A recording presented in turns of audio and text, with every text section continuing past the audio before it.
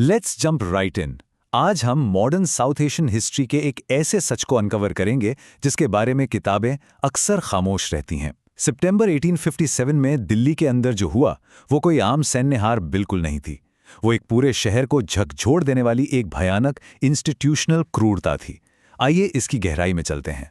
सोचना पड़ता है ना कि आखिर एक खुद को सिविलाइज्ड बताने वाली ट्रेडिंग कंपनी, मेरा मतलब है ब्रिटिश ईस्ट इंडिया कंपनी, अचानक इतनी रूथलेस और खूंखार एम्पीरियल पावर कैसे बन गई।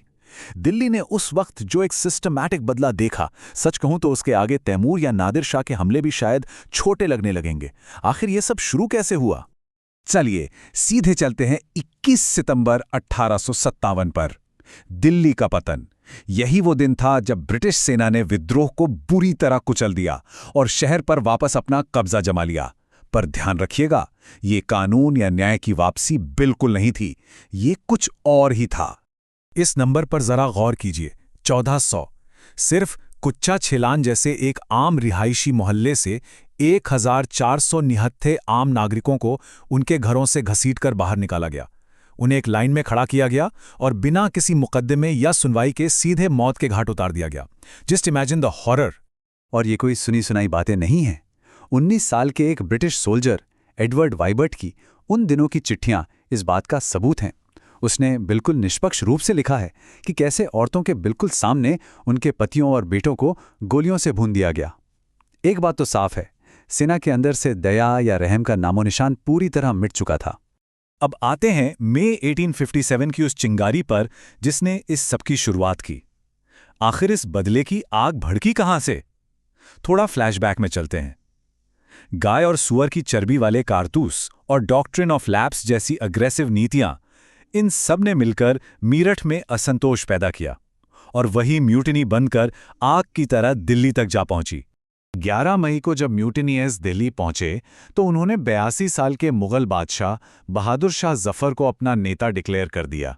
दरबारी अब्दुल लतीफ की डायरी पढ़ें तो उसमें लिखा है कि बादशाह की हालत शतरंज की बिसात पर मात खाए हुए राजा जैसी थी। जफर सच में इस विप्लव से थक चुके थे, पर मजबूरी देखिए, 12 मई को उन्हें 21 तोपों की सलामी के साथ इसका नेतृत्व स्वीकारना ही पड़ा। एक बेहद दिलचस्प पैटर्न देखिए यहाँ।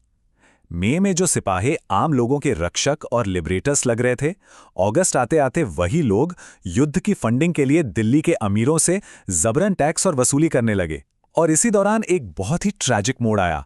बादशाह के सख्त विरोध के बावजूद बागियों ने ब्रिटिश महिलाओं और बच्चों की बेरहमी से हत्या कर दी। यही वो मोमेंट था जिसने बाद में आने वाले साम्राज्यवादी गुस्से की नींव रख दी। अब आते हैं उस घेराबंदी और टर्निंग पॉइंट पर, रिज की लड़ाई। गर्मियों का मौसम था और दोनों ही पक्ष भयानक हालत से गुजर रहे थे। 8 जून को ब्रिटिश सेना ने बदली की सराय में एक महत्वपूर्ण जीत हासिल की और दिल्ली रिज पर अपना कब्जा जमा लिया। ऊंचाई का फायदा तो इन्हें मिला, लेकिन उनके अपने कैंप में हैजा और पेचिश जैसी महामारियां तेजी से फैल रही थीं। इस टाइमलाइन को समझना काफी जरूरी है। 11 मई को म्यूटिनियर्स दिल्ली आए और 8 जून को रिज पर कब्जा हुआ। फिर पंजाब से सिख, पंजाबी और गुरखा रेजिमेंट्स की मदद पहुंची, जिससे पंगड़ा अंग्रेजों के पक्ष में पलट गया। 14 सितंबर को ब्रिगेडियर जनरल जॉन निकलसन की लीड में भारी गोलाबारी के बीच कश्मीरी गेट को उड़ा दिया गया और अंततः 21 सितंबर को दिल्ली पर ब्रिटिश कंट्रोल पूरी तरह से स्थापित हो गया।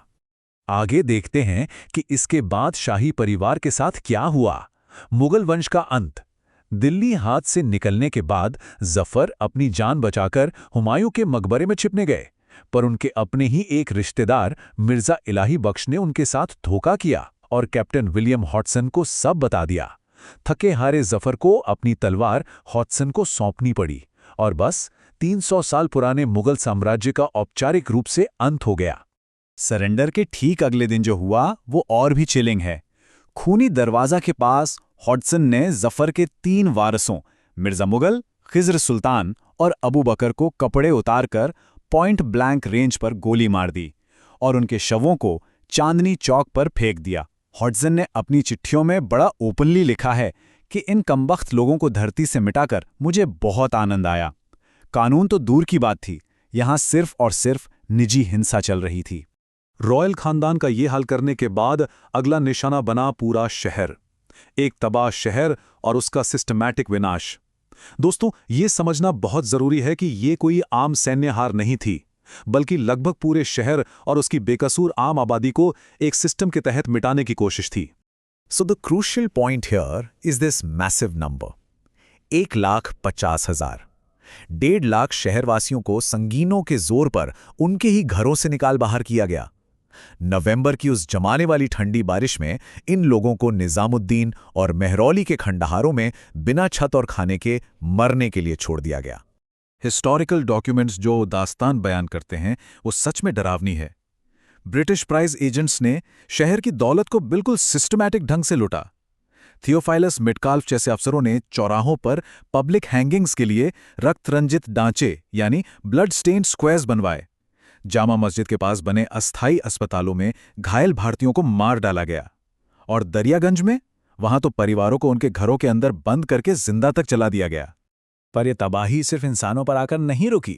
लाल किले के ठीक बाहर एक चौड़ी फायरिंग रेंज बनाने के लिए उन्होंने आसपास के सारे ऐतिहासिक धरोहरों और बाजारों को बारूद से उड़ा दिया। सदियों पुरानी शाही लाइब्रेरीज को जलाकर राख कर दिया गया और जामा मस्जिद तथा फतेहपुरी मस्जिद जैसी सेक्रेड साइट्स को उन्होंने मिलिट्री बैरक्स और अस्तबलों में बदल दिया। इस सब का मेंटल और कल्चरल इम्पैक्ट कितना गहरा था, इसका अंदाजा यहां से लगा सकते हैं कि महान उर्दू शायर मिर्ज़ा गालिब इस पूरे रक्तपात से इतने ज़्यादा आहत हुए कि उन्होंने इसके बाद जीवन भर लगभग लिखना ही छोड़ दिया। अपनी पर्शियन डायरी दास्तान बुई में उन्होंने लिखा कि कैसे सदियों की सभ्यता अब एक विशाल कब्रगाह और एक वीराना सैन्य छावनी बन चुकी थी। शहर को खंडर में बदलने के बाद अब बारी थी अंतिम पॉलिटिकल फॉलआउट की, निर्वासन और मुकदमा। चलिए देखते हैं बादशाह पर चलाए गए उस दिखावटी ट्रायल को। आयरनी देखिए, जनवरी 1858 में 82 साल के जफर पर उन्हीं के लाल किले के दीवाने खास में ट्रीजन यानी देशद्रोह का मुकदमा चलाया गया। ये वही जगह थी जहां वो कभी बैठकर न्याय किया करते थे। उन्हें एक जानवर की तरह पिंजरे में रखा गया ताकि अफसर आकर उनका मजाक उड़ा सके। और मेजर हैरियट ने तो हकीकत को पूरी तरह दरकिनार करके इस मल्टी रिलीजियस विद्रोह को एक अंतर्राष्ट्रीय मुस्लिम साजिश का रूप देने की कोशिश की।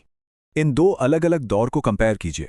एक तरफ 1526 से शुरू हुआ वो शक्तिशाली मुगल साम्राज्य और दूसरी तरफ 1862 जहां जफर को उनकी पत्नी जीनत महल के साथ रंगून भेज दिया गया। एक छोटे से लकड़ी के गराज में उनकी मौत हो गई और मौत के बाद कैप्टन निल्सन डेवीज ने उनकी अनजान कब्र पर चूना डलवा दिया ताकि वो जगह पूरी तरह समतल हो जाए और भविष्य में कभी वहां कोई स्मारक ना बन सके।